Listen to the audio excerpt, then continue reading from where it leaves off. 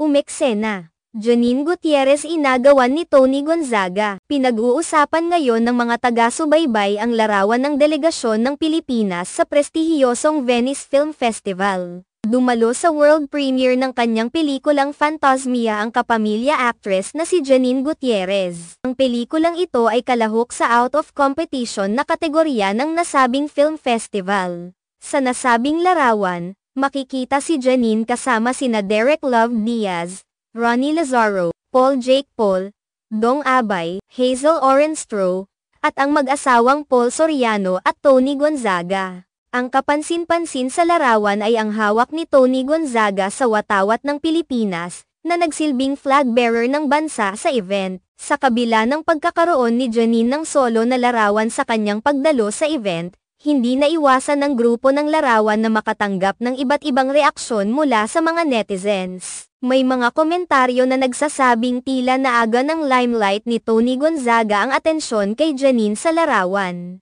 Ayon sa ilang mga taga-suri, parang hindi nabigyan ng sapat na pansin ang pagkakakita kay Janine sa kabila ng kanyang mahalagang papel sa pelikula.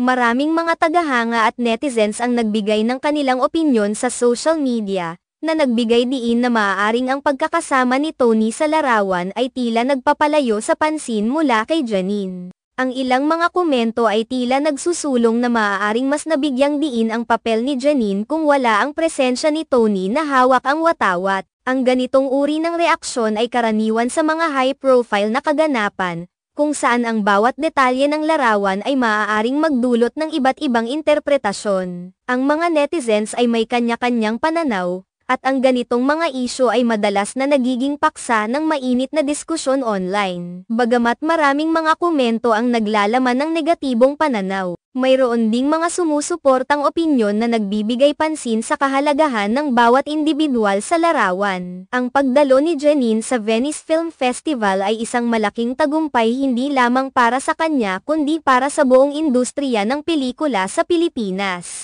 Ang ganitong uri ng international exposure ay nagbibigay ng pagkakataon sa mga Pilipino na ipakita ang kanilang talento sa pandaigdigang entablado. Mahalaga ring isaalang-alang na ang bawat aktor at personalidad sa larawan ay may kanya-kanyang kontribusyon at papel sa pag-promote ng pelikula at ng bansa. Ang pagkakaroon ng iba't ibang reaksyon ay bahagi ng natural na proseso ng pagkilala at pagpapahalaga sa kanilang mga pagsisikap. Sa huli, ang pangunahing layunin ng pagdalo sa mga international film festivals ay upang ipakita ang galing ng Pilipino sa larangan ng sining at pelikula. Ang suporta ng publiko at ang kanilang mga opinyon ay mahalaga, ngunit ang pangunahing focus ay ang pagtataguyod ng kalidad ng pelikula at ang representasyon ng bansa sa global na entablado.